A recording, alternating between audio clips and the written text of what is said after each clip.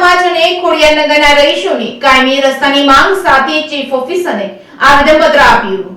દામનગર સમસ્ત ખેડૂત સમાજ અને ખોડિયારનગરના રહીશોને કાયમી રસ્તાની માંગ સાથે ચીફ ઓફિસરને આવેદનપત્ર આપ્યું હતું। બજરંગનગરથી ખોડિયારનગરને જોડતા જાહેર રસ્તાની સુવિધા માટે પાલિકાના જનરલ બોર્ડમાં 3 ઠરાવો થયા છે। 14માં નાણાં પંચની 32 લાખની ગ્રાન્ટ પાછી ગઈ છે। માત્ર 3 દબાણદારના માંડવા હટાવવા ન પડે તેવી દબાણદાર દ્વારા લેખિત માંગણીઓને પાલિકાના 1-2 સભ્યોનું સમર્થન કેટલું વ્યાજબી છે? જાહેર રસ્તા આરકવા પાલિકા અધિનિયમની કલમ 69 થી ફરજિયાત રસ્તો આપવાનું જોગવાઈ હોય, કુદરતી અને બંધારણીય હક હોય, તેમ છતાં દબાણદારોને પાલિકા તંત્ર ખુલ્લી મદદ કેમ કરે છે? ખેડૂતો અને ખોડિયારનગરને કાયમી રસ્તાની સુવિધા આપવા સમગ્ર વહીવટી તંત્ર હકારાત્મક હોય અને તાલુકા અને જિલ્લા સંકલનમાં રેલવે, રેવન્યુ, R&B સહિત જિલ્લા કલેક્ટર, ગુજરાત સરકાર છેવાડાના માનવીને પ્રાથમિક સુવિધા માટે પ્રયત્નશીલ હોય, માત્ર નગરપાલિકા તંત્રએ પણ 3 ઠરાવ અને 32 લાખની ગ્રાન્ટ પાછી કેમ જવા દીધી છે? ખેડૂતો અને ખોડિયારનગરને કાયમી રસ્તો મળે તે માટે નાણાકીય જોગવાઈની દરખાસ્ત પૂર્વે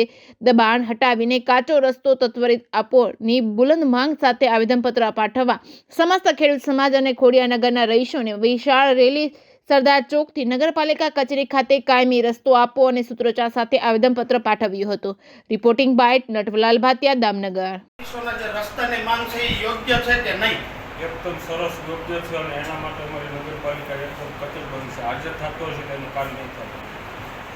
નગરપાલિકાના કાયદામાં જોગવાઈ હોય, 3 વખત ઠરાવ કરેલો હોય, 32 લાખની ગ્રાન્ટ આવેલી હોય, તેમ છતાં આ લાંબી મુદત વહી ગઈ તો આ પ્રાથમિક સુવિધા રસ્તો કેમ નથી આપવામાં આવ્યો?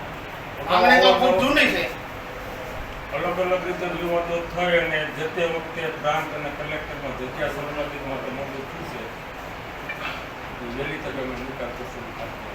પછી નગરપાલિકાઓની શહેરી વિકાસ વિભાગની આ નાની ડ વર્ગની નગરપાલિકામાં સરકાર ખૂબ ઉદાર હોય, મોઢે માંગ્યા પૈસા આપતી હોય અને વિકાસને વરેલી સરકાર હોય, તેમ છતાં અનેક પ્રકારની ફરિયાદો, સફાઈ, પેવર બ્લોક કે બીજી બધી ગેરપ્રવૃત્તિઓની ખૂબ મોટી ફરિયાદો, BPL સર્વે, તો આ બાબતે આપના તરફથી શું પ્રયત્ન કરવામાં આવશે? અને એ અમારા ધ્યાને આવ્યું છે અને અમે વહેલી તકે